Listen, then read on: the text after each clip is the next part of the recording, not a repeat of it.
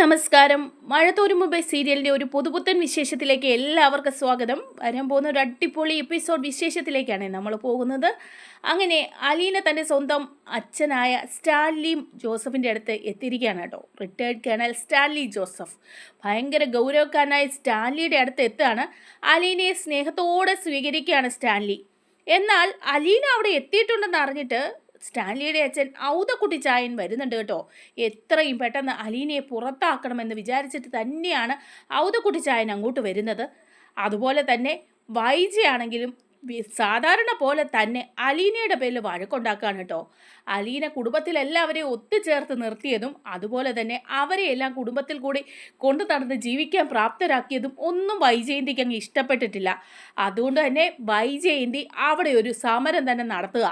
അവസാനം ഗത്യന്തരമില്ലാതെ നമ്മുടെ ബാലചന്ദ്രൻ മേനോൻ പറയുന്നുണ്ട് മക്കളോട്, നിങ്ങളുടെ അമ്മ 24 വർഷം മുമ്പ് ഒരു പെൺകുഞ്ഞിനെ പിഴച്ച് പ്രസവിച്ചതാണ് വിവാഹത്തിന് മുമ്പ് എന്നുള്ള സത്യം. ആ ഒരു വിശേഷങ്ങളിലേക്കാണ് നമ്മൾ പോകുന്നത്. നമ്മുടെ വീഡിയോ ഇഷ്ടമായാൽ ഒന്ന് ലൈക്ക് ചെയ്യണേ, ഹൈപ്പ് ചെയ്യണേ, ചാനൽ കൂടി ഒന്ന് സബ്സ്ക്രൈബ് ചെയ്ത് സപ്പോർട്ട് ചെയ്യണേ.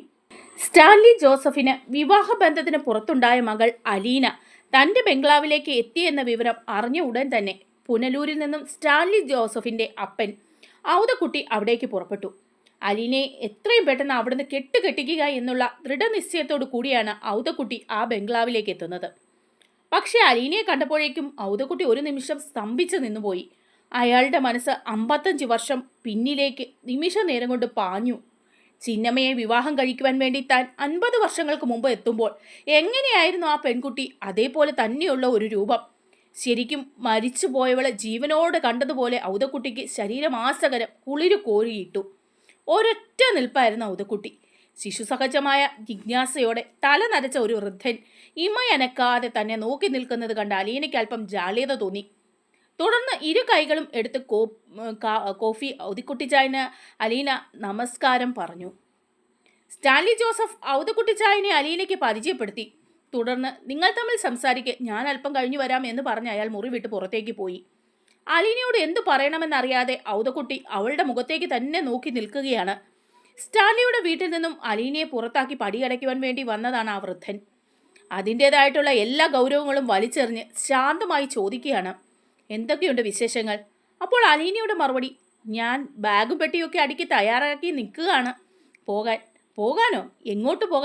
എങ്ങോട്ട് പോകണമെന്ന് എനിക്കറിയില്ല. പക്ഷേ ആൻ്റപ്പൻ ചേട്ടൻ എന്നോട് പറഞ്ഞു പോകാൻ ഒരുങ്ങിയിരുന്നോളാൻ. പപ്പയുടെ അപ്പച്ചൻ ഇങ്ങോട്ട് വരുന്നുണ്ട്. വന്നാൽ ഉടനെ എന്നെ ഇവിടുന്ന് പറപ്പിക്കുമെന്ന്. അതുകൊണ്ട് ഞാൻ എപ്പോഴേ റെഡിയായി നിൽക്കുകയാണ്.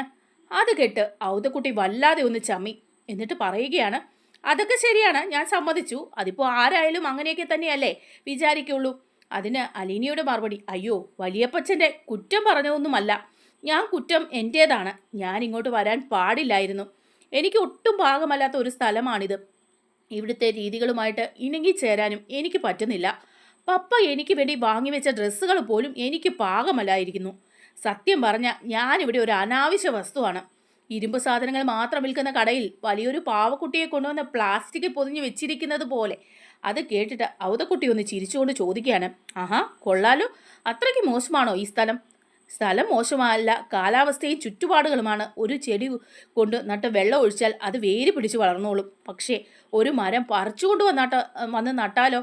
എത്രയൊക്കെ വെള്ളവും വളവും കൊടുത്താലും വേരുകളൊക്കെ ചീഞ്ഞ് ശിഖരങ്ങളൊക്കെ ഉണങ്ങി ഇലകളെല്ലാം കൊഴിഞ്ഞ് ആ മരം നശിക്കും.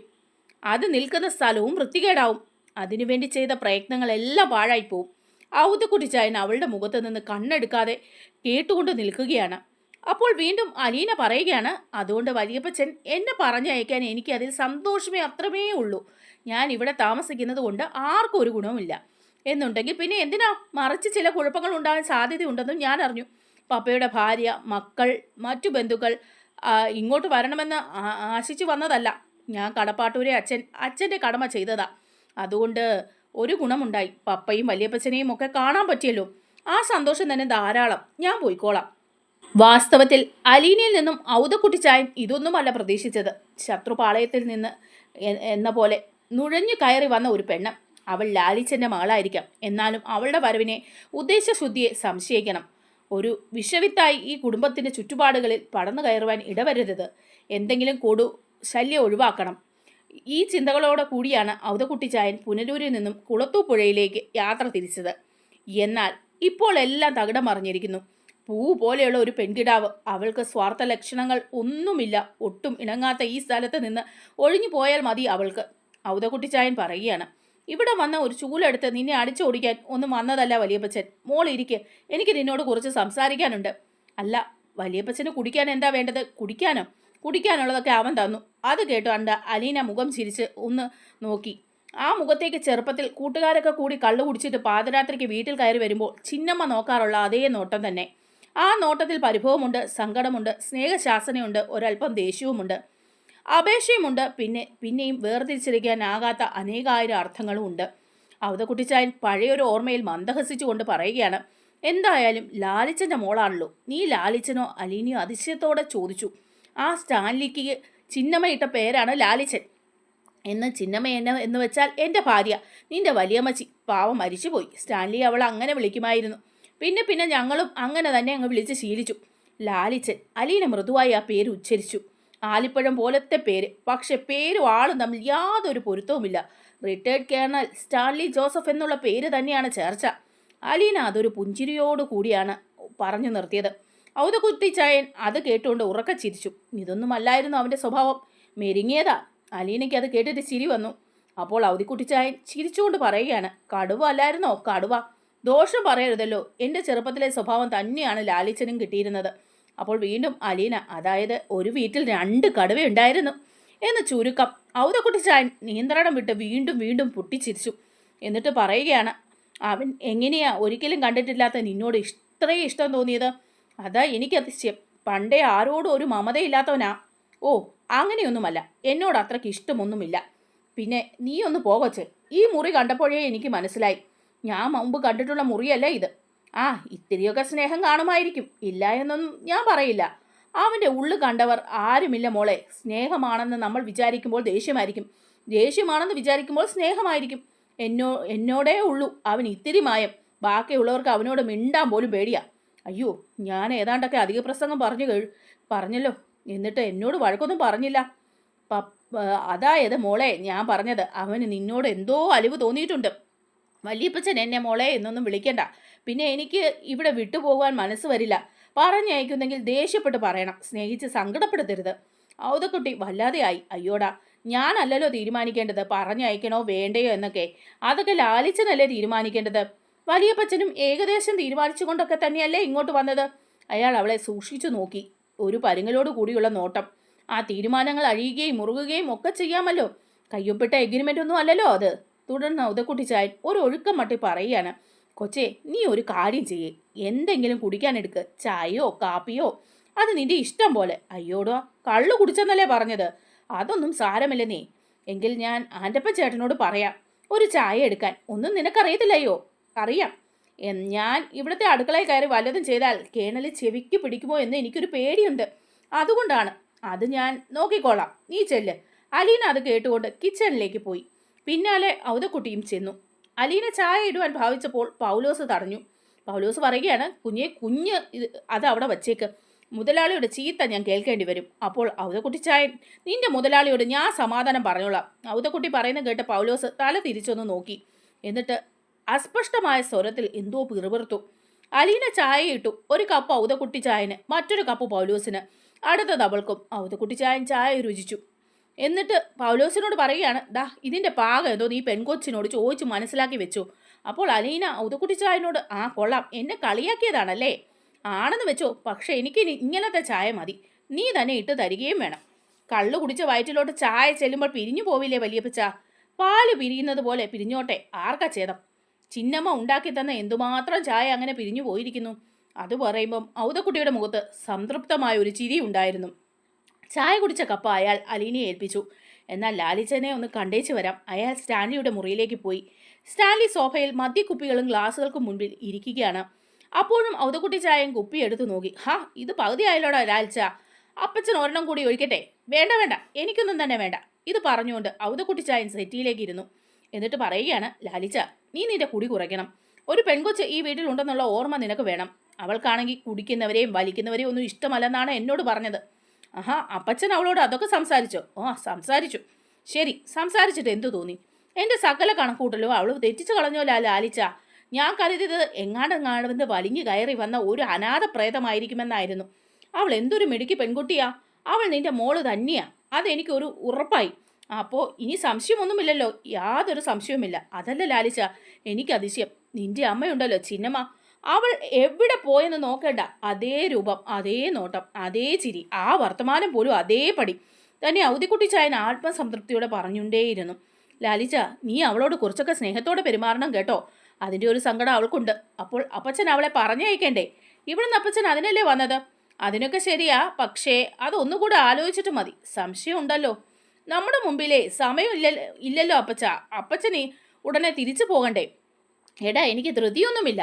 അത് ഉച്ച കഴിയുമ്പോൾ പുനരൂരി ചെന്നിട്ട് എന്തോ പരിപാടി ഉണ്ടെന്ന് പറഞ്ഞിരുന്നല്ലോ. ഞാൻ അങ്ങനെ പറഞ്ഞോ? ആ, അങ്ങനെ പറഞ്ഞു. എന്നാൽ ആ പരിപാടി അങ്ങ് മാറ്റിവെച്ചു. എനിക്ക് നാളെ പോയാലും മതി. ഔതക്കുട്ടി ചായൻ്റെ മുഖത്തെ കാപ്പട ഗൗരവം നിറഞ്ഞു. ആ, അങ്ങനെയാണെങ്കിൽ ഒരെണ്ണം കൂടി ഒഴിക്കട്ടെ? സ്റ്റാൻലി ചിരിയോടെ ചോദിച്ചു. എനിക്ക് വേണ്ടെന്ന് ഞാൻ പറഞ്ഞില്ലേ? ഔതക്കുട്ടി ചായൻ പെട്ടെന്ന് ചാടി എഴുന്നേറ്റു. എന്നിട്ട് പറയുക, ഞാൻ അവളുടെ അടുത്ത് വർത്തമാനം പറഞ്ഞ് തീർന്നില്ലായിരുന്നു. ഞാൻ അങ്ങോട്ട് ചെല്ലട്ടെ കേട്ടോ. അവളോട് സംസാരിക്കുമ്പോൾ സൂക്ഷിക്കണേ അപ്പച്ചാ. അവൾ ഓർക്കാപ്പുറത്ത് ചില ചോദ്യങ്ങളൊക്കെ ചോദിക്കും. ചില മർമ്മങ്ങളിലൊക്കെ ഒരു പിടുത്തം പിടിക്കും. അപ്പച്ചൻ വിഷമിച്ചു പോവേ ഉള്ളൂ. അപ്പോൾ കുസൃതിയോടെ ചിരിച്ചുകൊണ്ട് ഔതക്കുട്ടിച്ചായൻ പറയാണ്, എടാ, പെൺകുട്ടികളായാൽ അങ്ങനെ വേണമല്ല ലാലിച്ച. തുടർന്ന് ഔതക്കുട്ടിച്ചായൻ വീണ്ടും അലീനയുടെ അടുത്തേക്ക് പോയി. സ്റ്റാൻലി ഒരളവ് മദ്യം കൂടി ഗ്ലാസ്സിലേക്ക് ഒഴിച്ചു. അതിൽ സോഡ കലർത്തിയിട്ട് തൊട്ടടുത്തിരുന്ന ജർമ്മൻ ഷെപ്പേർഡിനോട് പറഞ്ഞു, അപ്പച്ചൻ നാളെയും പോകത്തില്ല, മറ്റന്നാളും പോകത്തില്ല. ജർമ്മൻ ഷെപ്പേർഡ് തല കുലുക്കി, ഒന്ന് ചെവി കുടഞ്ഞു. തുടർന്ന് വരുന്ന കാഴ്ച കടപ്പാട്ടൂരിലെയാണ്. വീടിനുള്ളിൽ ഉരുത്തിരിഞ്ഞു വന്നിട്ടുള്ള പുതിയ ജീവിതചക്രത്തിന്റെ ചലനം. 4-5 ദിവസമായി നിശബ്ദ നിരീക്ഷണത്തിലായിരുന്നു വൈജയന്തി. തന്റെ അഭാവത്തിൽ അലീന രൂപപ്പെടുത്തിയ ചിട്ടകൾക്കനുസരിച്ചാണ് തന്റെ ഭർത്താവും മക്കളും ജീവിക്കുന്നത് എന്നുള്ള തിരിച്ചറിവ് വൈജയന്തിയെ അരിശം കുളിച്ചു. എന്നും കുട്ടികൾ പുലർച്ചെ 5 മണിക്ക് ഉണരുന്നു. 6 മണി വരെ പഠിക്കുന്നു. പിന്നെ കിച്ചണിൽ കയറുന്നു. ഭവിതയും കൃഷ്ണജയും മുറ്റം പങ്കുവെച്ച് തൂക്കുന്നു. പിന്നെ ബ്രേക്ക്ഫാസ്റ്റ് ചോറും ഒരുക്കുന്നു. ഇടയ്ക്ക് രോഹിത്ത് അനുജത്തിമാരെ സഹായിക്കുന്നു. കൃഷ്ണജ അച്ഛന് കൃത്യമായി ചായയും മരുന്നും ഭക്ഷണവും എടുത്തു കൊടുക്കുന്നു. കുട്ടികൾ ക്ലാസ്സിൽ പോയി മടങ്ങി വന്നാൽ ഉടൻ തന്നെ ചായ കുടിച്ച് പത്രം വായനയും മറ്റുമായിരിക്കുന്നു. പിന്നെ വീടിന്റെ ഉൾഭാഗം തൂത്തു തുടച്ച് വൃത്തിയാക്കുന്നു. വസ്ത്രങ്ങൾ അലക്കുന്നു, അത്താഴം ഉണ്ടാക്കുന്നു. 6:30 മണിക്ക് സിറ്റ് ഔട്ടിൽ വിളക്ക് കൊളുത്തുന്നു. 8:30 മണിക്ക് അത്താഴ മേശയിലെത്തുന്നു. എല്ലാവരും ഒരുമിച്ചിരുന്ന് ഭക്ഷണം കഴിക്കുന്നു. അരമണിക്കൂർ കുട്ടികൾ ലിവിംഗ് റൂമിൽ ഇരുന്ന് അന്നത്തെ വിശേഷങ്ങൾ പങ്കുവയ്ക്കുന്നു. ബാലചന്ദ്ര മേനോനും അവർക്കൊപ്പം കൂടുന്നു. കുറച്ച് സമയം TV കാണുന്നു. 10 മണിക്ക് ഉറങ്ങാൻ പോകുന്നു. അടുത്ത ദിവസം രാവിലെ 4:30 മണിക്ക് വൈജയന്തി അലാറം വെച്ച് ഉണർന്നു. വോക്കിംഗ് സ്റ്റിക്ക് ഉപയോഗിച്ച് കിച്ചണിലെത്തി. അല്പം വിഷമിച്ചിട്ടാണെങ്കിലും ജോലി തുടങ്ങി. 5 മണിക്ക് ഉണർന്നേ എഴുന്നേറ്റ് വന്ന ബബിതയും കൃഷ്ണജയും കണ്ടത് വൈജയന്തി കിച്ചണിലിരുന്ന് കറിക്കരിയുന്നതാണ്. അതുകൊണ്ട് ബബിത ചോദിക്കുകയാണ്, അമ്മ എന്താ ഇങ്ങനെ വയ്യാതിരിക്കുമ്പോൾ എഴുന്നേറ്റ് വന്ന് വേണ്ടാത്ത പണിയൊക്കെ ചെയ്യുന്നത്? വേണ്ടാത്ത പണിയോ? വൈജയന്തി അങ്ങനെ ദേഷ്യത്തോടെ ഒന്ന് നോക്കി. ഇത് ഞങ്ങളൊക്കെ ചെയ്യുമായിരുന്നല്ലോ. എനിക്ക് അത്രയ്ക്കങ്ങ് വയ്യായികയൊന്നുമില്ല. കാലിന് മാത്രമേ ഉള്ളൂ ചെറിയ കുഴപ്പം. കൈകൊണ്ട് ജോലി ചെയ്യാനേ ഒരു തടസ്സവുമില്ല. അമ്മയ്ക്ക് വിശ്രമം വേണ്ട സമയമല്ലേ? അമ്മ ഇത് ഞാൻ കുറച്ചു കാലമൊക്കെ വിശ്രമിച്ചല്ലോ, അത് മതി. മാത്രമല്ല, ഞാൻ ജോലിക്ക് പോകാൻ തുടങ്ങിയല്ലോ. കുറേശ്ശെ ഓരോ പണികൾ ചെയ്തു തുടങ്ങിയില്ലെങ്കിൽ മടി പിടിച്ചു പോവും. അമ്മയല്ലല്ലോ മുൻപും ഇതൊന്നും ചെയ്തുകൊണ്ടിരുന്നത്, അലീന ചേച്ചിയല്ലേ? കൃഷ്ണജിയുടെ ഈ ചോദ്യം കേട്ടുകൊണ്ട് അലീന ചേച്ചി, അവൾ എന്നാണ് ഈ വീട്ടിൽ കയറി വന്നത്? അതിനു മുമ്പും എത്ര വേലക്കാരികൾ ഇവിടെ നിന്നിട്ടുണ്ട്. അവരുടെ ഒന്നും പേരും നിനക്ക് ഓർമ്മയില്ല. വൈജയന്തിക്ക് ദേഷ്യം പിടിച്ചു തുടങ്ങി. ബബിത വിട്ടുകൊടുക്കുന്നില്ല. ബബിത പറയുക, ഞങ്ങൾ എന്തിനാ ഈ വീട്ടിൽ ജോലി ചെയ്യാൻ വന്ന വേലക്കാരികളുടെ എല്ലാം പേര് ഓർത്തിരിക്കുന്നത്? പരീക്ഷയ്ക്ക് ക്വസ്റ്റ്യൻ വരുമോ? വൈജയന്തി അസൂയയും പുകച്ചിലോട് കൂടി പറയുകയാണ്. ഈ അലീന ചേച്ചിക്ക് മാത്രം എന്താണ് ഇത്ര പ്രത്യേകത എന്നാ ഞാൻ ചോദിച്ചത്. ശമ്പളം മേടിച്ചുകൊണ്ട് തന്നെയല്ലേ അവളും ഇവിടെ ജോലി ചെയ്തത്? ശമ്പളം മാത്രമല്ലായിരുന്നല്ലോ, കിമ്പളവും അതിനു പുറമെ ബോണസും ദുരിതാശ്വാസവും ക്ഷാമബദ്ധയും സഹായധനവും കുന്തവും കുടച്ചക്രവും എല്ലാം ഉണ്ടായിരുന്നല്ലോ. അതിന് ബബിത, അതുകൊണ്ട് തന്നെയാണ് ഞങ്ങൾ അലീന ചേച്ചിയുടെ പേര് മാത്രം ഓർത്തിരിക്കുന്നത്. വേലക്കാരിയും കൂലിക്കാരിയും ഒന്നും ഇല്ലാതിരുന്ന കാലത്ത് നിന്നെയൊക്കെ പ്രസവിച്ച് നിന്റെയൊക്കെ മലവും മൂത്രവും വാരി ഈ വീട്ടിലെ സകല ജോലികളും ചെയ്ത നിന്റെ പെറ്റ തലയ്ക്ക് ഇപ്പോൾ അലീന ചേച്ചിയുടെ അത്രയും വിലയില്ല അല്ലേടി? പെട്ടെന്ന് ബബിത ഇരു കൈകളും എടുത്ത് കൂപ്പിക്കൊണ്ട് പറയുകയാണ്. അയ്യോ സുല്ല്, നമ്മളെ അങ്ങ് വിട്ടേക്ക്, അടിക്കാതെ വിട്ടേക്കണേ. കാലത്ത് 5 മണിക്ക് എഴുന്നേറ്റ് അടുക്കള ജോലി ചെയ്യേണ്ട കാര്യമൊന്നും ഈ വീട്ടിലെ കുട്ടികൾക്കില്ല. അവൾക്ക് കാല് നീട്ടിയിരുന്ന് സൂഹിക്കാൻ വേണ്ടിയിട്ട് നിങ്ങളെ പലതും പറഞ്ഞ് മയക്കി ഇവിടുത്തെ വീട്ടുജോലികളെല്ലാം ചെയ്യിപ്പിച്ചിട്ടുണ്ടായിരിക്കും. അവളുടെ ഭരണപരിഷ്കാരങ്ങളൊന്നും ഈ വീട്ടിൽ ഇനി വേണ്ട. വൈജയന്തിയാണ് ഇവിടുത്തെ കുടുംബനാഥ. നാളെ മുതൽ 5:30 മണിക്ക് നിങ്ങൾ എഴുന്നേറ്റാൽ മതി. പറഞ്ഞത് കേട്ട് ഭവത പെട്ടത്തിൽ തിരിഞ്ഞങ്ങ് നിന്നു. എന്നിട്ട് ചോദിക്കുകയാണ്, അരമണിക്കൂർ നേരത്തെ എഴുന്നേറ്റാൽ ആകാശമൊന്നും ഇടിഞ്ഞു വീഴില്ലല്ലോ അല്ലേ? ഞാൻ പറയുന്നു അങ്ങ് അനുസരിച്ചാൽ മതി, മനസ്സിലായോടി? നിനക്ക് ബബിത പിന്നെ ഒന്നും മിണ്ടിയില്ല. നേരെ അവൾ പോയി കട്ടിലിൽ കയറി കിടന്നു. കൃഷ്ണച്ച സഹതാപത്തോടെ വൈജയന്തിയെ നോക്കി നിൽക്കുകയാണ്. എന്നിട്ട് ചോദിക്കുകയാണ്, അമ്മ എന്തിനാ ചുമ്മാതെ വഴക്കുണ്ടാക്കുന്നത്? ചുമ്മാതെയാണോടി? നിങ്ങൾക്ക് എത്രമാത്രം പഠിക്കാനുണ്ട്? ആ സമയം അടുക്കള പണിയും വീട്ടുപണിയും ചെയ്തുകൊണ്ടിരിക്കുകയാണോ? പരീക്ഷയ്ക്ക് മാർക്ക് കിട്ടുമോ? ഇങ്ങനെ ചെയ്താൽ പഠിത്തത്തിനൊന്നും ഒരു കുഴപ്പവും ഇല്ലായിരുന്നു. ഈ വീട്ടിലെ പണികളെല്ലാം ഞങ്ങൾ എല്ലാവരും കൂടി നല്ല രസമായിട്ട് തന്നെയാണ് ചെയ്തുകൊണ്ടിരുന്നത്. ഞാനും ബബിതേച്ചിയും രോഹിയേട്ടനും അലീന ചേച്ചിയും കൂടി ഒത്തുകൂടി പടപടാന്ന് തീരും എല്ലാ പണിയും. പഠിക്കാനൊക്കെ മുമ്പത്തേക്കാൾ സമയം ഉണ്ടായിരുന്നു. എടി, പഠിക്കാൻ ഇതിന് സമയം ഇപ്പോൾ കൂടുതൽ കിട്ടിയാൽ നിനക്കെന്താ കുഴപ്പം? പിന്നെ അതുപോലെ രോഹിത്തിനെ കൊണ്ട് അടുക്കള പണി ചെയ്യിച്ചത് വലിയ കേമമാണെന്നാണ് വിചാരം. ഞാൻ കണ്ടു നിൻ്റെയൊക്കെ ഡ്രസ്സ് വരെ അവനെ കൊണ്ട് അയൺ ചെയ്യിപ്പിക്കുന്നത്.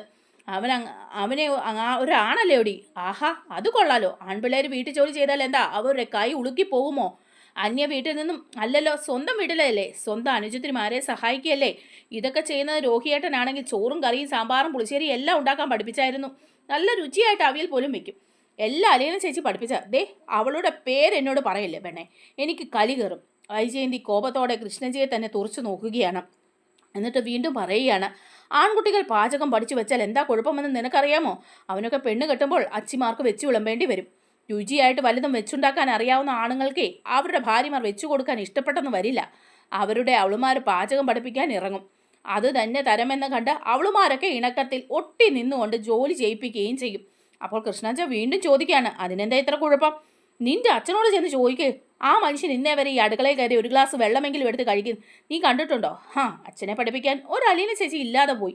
ഓ, അത് ശരി. രോഹിത്തിനെ പഠിപ്പിച്ച നേരത്തെ ആവാമായിരുന്നല്ലോ. അതെങ്ങനെയാ നടക്കാനാ? നിങ്ങളെ 3 പേരെയും കൂടെ വീട്ടിൽ ജോലി ചെയ്യാൻ ഏൽപ്പിച്ചിട്ട് അങ്ങേരും അവളും കൂടി വേണ്ട, എന്നെ കൊണ്ടൊന്നും പറയിപ്പിക്കേണ്ട. അമ്മ പറയാതിരിക്കുന്നത് തന്നെയാണ് നല്ലത്. അത്രയും കുറച്ച് പൊല്യൂഷനല്ലേ ഈ വീട്ടിൽ ഉണ്ടാവുള്ളൂ. അതും പറഞ്ഞിട്ട് കൃഷ്ണജ വെട്ടിത്തിരിഞ്ഞ് ഒരൊറ്റ പോക്കായിരുന്നു. വൈജയന്തിക്ക് കാലിൻ്റെ പെരുവിരൽ മുതൽ പെരുത്ത് കയറി വരുന്നുണ്ടെങ്കിലും പണിവേട്ട അവരത് അടക്കി. ബബിതയും കൃഷ്ണജയും കൂടി 6:30 മണിക്ക് മുറ്റമടിക്കുവാൻ ഇറങ്ങി. ചെന്നപ്പോൾ ഹോം നേഴ്സ് സുനിത ആ ജോലി പകുതിയോളം തീർത്തു. അപ്പോൾ ബബിത ചോദിക്കുകയാണ്, നിങ്ങളോട് ആര് പറഞ്ഞു മുറ്റം തൂക്കാൻ? എന്നോട് വൈജയന്തി ചേച്ചിയാണ് പറഞ്ഞത്. മുറ്റം തൂക്കലോ ഹോം നേഴ്സിൻ്റെ ജോലി എന്ന് ഞാൻ ചോദിച്ചു. അപ്പോൾ അവർ പറയാ ഡെയിലി 50 രൂപ വെച്ച് തരാമെന്ന് പറഞ്ഞിട്ടുണ്ട്. അതുകൊണ്ടാണ് ബബിതയും കൃഷ്ണജയും മുഖത്തോട് മുഖം നോക്കി. തുടർന്ന് ബബിത ചോദിക്കുകയാണ്, അതെ, ഇവിടുത്തെ കഞ്ഞിൽ മണ്ണ് വാരിയിടാൻ ഞാൻ ഡെയിലി 100 രൂപ തരാം. അത് ചെയ്യാമോ? എൻ്റെ കുഞ്ഞെ, ഞാനൊരു ശമ്പളക്കാരിയാണ്. എന്നെ ജോലിക്ക് വെച്ചയാൾ ചെയ്യാൻ പറയുന്നത് എൻ്റെ കഷ്ടപ്പാട് കാരണം ഞാനതനുസരിക്കുന്നു. ബബിത ഉടൻ തന്നെ വൈജയന്തിയെ സമീപിച്ചു. 50 രൂപ വെച്ച് ഞങ്ങൾക്ക് താ, ദിവസവും ഞങ്ങൾ 2 തവണ മുറ്റം തൂക്കാം. അപ്പോൾ വൈജയന്തി പറഞ്ഞു, അവളുടെ നാവടപ്പിച്ചുകൊണ്ട് സംസാരിക്കുകയാണ്, നിങ്ങളുടെ ജോലി പഠിക്കാനുള്ളതാ, അതുമാത്രം അങ്ങ് ചെയ്താൽ മതി. രോഹിത്തിടയ്ക്ക് കിച്ചണിൽ കയറി വന്നപ്പോൾ അടുക്കള ഭരണ അമ്മ കൈപ്പിടിയിൽ ഒതുക്കിയെന്ന് മനസ്സിലാക്കി അവൻ അനുജത്തിമാരെ സമീപിച്ച് ചോദിക്കുകയാണ്, അമ്മ ഒരു അട്ടിമറി നടത്തി സാമ്രാജ്യം തിരിച്ചു പിടിച്ചു. അതിൻ്റെ ലക്ഷണമൊക്കെ കാണുന്നുണ്ടല്ലോ. അതിന് ബബിതയും അലീനയും ചേച്ചിയോടുള്ള വാശി. രോഹിയേട്ടാ, നടക്കട്ടെ.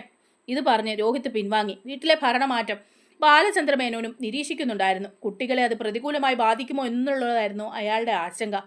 പ്രത്യക്ഷത്തിൽ വൈജയന്തിയെ കുറ്റപ്പെടുത്തുവാൻ കാരണമൊന്നുമില്ല. കുട്ടികളെ പഠിക്കാൻ വിട്ടിട്ട് അവൾ വീട്ടുജോലി ചെയ്യുന്നത് തികച്ചും സ്വാഭാവികം. എന്നാൽ അതിനു പിന്നിൽ ഒളിഞ്ഞിരിക്കുന്ന ദുർവാശി കുടുംബാന്തരീക്ഷത്തെ ശിഥിലമാക്കുമെന്ന് അയാൾ ഭയന്നു.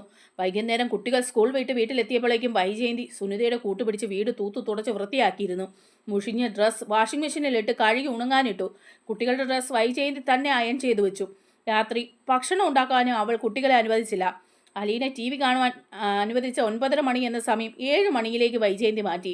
7:30 മുതൽ 8:30 വരെ പഠിത്തം, പിന്നെ അത്താഴം. അതിനുശേഷം രോഹിത്തും ബബിതയും കൃഷ്ണജിയും ബാലചന്ദ്രമേനോനും കൂടി ലിവിംഗ് റൂമിൽ പോയിരുന്ന് സംസാരിക്കാൻ തുടങ്ങി. വൈജയന്തി അവിടേക്ക് ചെന്നു. എന്നിട്ട് വലിയ ഗൗരവത്തോടു കൂടി പറയുകയാണ്, അത്താഴം കഴിഞ്ഞാൽ പിന്നെ എവിടെയെങ്കിലും മാറിയിരുന്ന് സൊള്ളിയാൽ മതിയോ? പഠിക്കാനൊന്നുമില്ലേ? നിങ്ങൾക്ക് വല്ല തേവിടിച്ചുകളിലും വന്ന് ഈ വീട്ടിൽ ഉണ്ടാക്കി വെച്ച ചീത്ത ശീലങ്ങളൊന്നും ഇനി ഇവിടെ നടപ്പില്ല.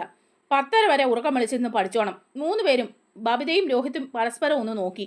എന്നിട്ട് ബബിത ചോദിക്കുകയാണ്, ഞങ്ങൾ അല്പസമയം ഇവിടെ നിന്ന് സംസാരിച്ചാൽ എന്താ കുഴപ്പം? അതാ പറഞ്ഞത്, അവളുടെ ഭരണപരിഷ്കാരമൊന്നും ഇനി ഇവിടെ വേണ്ട എന്ന്. നിങ്ങൾക്ക് എന്താ ഇത്ര പറയാനുള്ളത്? നാട്ടുകാരുടെ പരദൂഷണമോ അതോ സ്കൂളിൽ നിന്ന് കൊണ്ടുവന്നിരിക്കുന്ന സിലി തിങ്സ് ഒക്കെയോ? അതൊക്കെ അവിടെ ഇട്ടിട്ട് പോരണം. ബബിതയുടെ മുഖം മുറുകി. അവൾ ബാലചന്ദ്രമേനോനെ നോക്കി. അച്ഛൻ ഇതിനെ ഒന്നും പറയാനില്ലേ? അച്ഛനാണോ അമ്മയാണോ ഈ വീട്ടിലെ കുടുംബനാഥൻ? ബബിതയുടെ ആ ചോദ്യം ബാലചന്ദ്രമേനോനെ തെല്ലി ക്ഷീണിപ്പിച്ചു. കലാപത്തിന് തിരികൊളുത്തുകയാണെന്ന് അവൾക്ക് അറിയില്ല. വെട്ടുന്ന മുറി 2, അതാണ് അവളുടെ സ്വഭാവം. ബാലചന്ദ്രമേനോന്റെ മൗനം ബബിതയെ രോഷാകുലയാക്കി. ഞങ്ങളെ കൺഫ്യൂഷനിലാക്കരുത്. അച്ഛൻ ഒന്നുകിൽ അച്ഛൻ പച്ച പുച്ഛമടക്കി അമ്മ പറയുന്നത് അനുസരിക്കണം, അല്ലെങ്കിൽ അടി കൊടുത്തായാലും അമ്മയെ കൊണ്ട് അനുസരിപ്പിക്കണം. അതിന് അച്ഛന് ചുണയുണ്ടോ? അപ്പോഴേക്കും വൈജയന്തിയുടെ പ്രത്യുത്തരം. വന്നു. വൈജയന്തിയെ അനുസരിപ്പിക്കണമെങ്കിൽ നിന്റെ അച്ഛൻ വേറൊരു ജന്മം ജനിക്കണം. ഒരു ഭർത്താവിന്റെ കടമ വേണ്ടതുപോലെ ചെയ്തവന് മാത്രമേ ഭാര്യയെ അനുസരിപ്പിക്കാൻ അധികാരമുള്ളൂ. രാവിലെ തോറും ഒരു ഭീരുവിനെ പോലെ കോണിപ്പടി കയറി ഗസ്റ്റ് റൂമിലെത്തി വാതിലടയ്ക്കുന്ന ഭർത്താവിനെ അതിനുള്ള യോഗ്യതയൊന്നുമില്ല. വൈജയന്തിയുടെ ആ വാക്കുകൾ ബാലചന്ദ്രമേനോന്റെ ശിരസിൽ ആണി അടിച്ചതുപോലെ തൊളിഞ്ഞു കയറി. ബാലചന്ദ്രമേനോൻ തന്റെ മക്കളുടെ മുഖത്തേക്ക് നോക്കി സ്തംഭിച്ചു നിൽക്കുകയാണ് മൂന്നുപേരും. അവരുടെ ദൃഷ്ടികൾ മെല്ലെ തന്റെ നേർക്ക് തിരിയുന്നത് അയാൾ കണ്ടു. അമ്മ മക്കളുടെ മുമ്പിൽ വെച്ച് അച്ഛന്റെ ഭർത്തൃപദവിയെ ചോദ്യം ചെയ്തിരിക്കുകയാണ്. അച്ഛന്റെ ആത്മാഭിമാനത്തെ വെല്ലുവിളിച്ചിരിക്കുകയാണ്. അച്ഛന്റെ പുരുഷത്വത്തെ അവഹേളിച്ചിരിക്കുകയാണ്. അച്ഛൻ ഇതിനൊരു മറുപടിയില്ലേ എന്നാണ് കുട്ടികളുടെ ആ നോട്ടത്തിന്റെ അർത്ഥം. മറുപടിയുണ്ട്. ബാലചന്ദ്രമേനോന്റെ പാദം മുതൽ നെറുക വരെ ചോര തിളച്ച് നീരാവി ആയിക്കൊണ്ടിരിക്കുകയാണ്. അപ്പോൾ ബാലചന്ദ്രമേനോൻ മക്കളോടായിട്ട് പറയാണ്, നിങ്ങളുടെ അമ്മ അച്ഛൻ്റെ ആത്മാഭിമാനത്തെയാണ് അധിക്ഷേപിക്കുന്നത്. അമ്മ പറയുന്നതിൽ ഒരു കാര്യമില്ല. നിങ്ങളുടെ അമ്മയെക്കുറിച്ച് ഞാനൊരു കാര്യം പറയട്ടെ. 24 വർഷങ്ങൾക്ക് മുമ്പ്, വിവാഹത്തിന് മുമ്പ് പിഴച്ച് ഒരു പെൺകുട്ടിയെ പ്രസവിച്ചാണ് നിങ്ങളുടെ അമ്മ. ആ സത്യം എന്നിട്ട് നിങ്ങളുടെ അച്ഛനിൽ നിന്നും ഈ 24 വർഷവും മറച്ചു വെച്ചു. അച്ഛൻ അത് ക്ഷമിച്ചില്ലേ? പിന്നെ ഇനിയിപ്പം എന്തായാലും എന്താണെന്ന് ചോദിക്കുകയാണ്. അപ്പോൾ ഇത് കേട്ട് മക്കൾ 3 പേരും ഞെട്ടിത്തരിച്ച് നിൽക്കുകയാണ് കേട്ടോ. വൈജയും ഇത് കേട്ട് ഒരു പ്രേതത്തെ പോലെയായി മാറിയിരിക്കുകയാണ്. നമ്മുടെ വീഡിയോ ഇഷ്ടമായാൽ ഒന്ന് ലൈക്ക് ചെയ്യണേ, ഹൈപ്പ് ചെയ്യണേ, ചാനൽ കൂടി ഒന്ന് സബ്സ്ക്രൈബ് ചെയ്ത് സപ്പോർട്ട് ചെയ്യണേ. Thank you.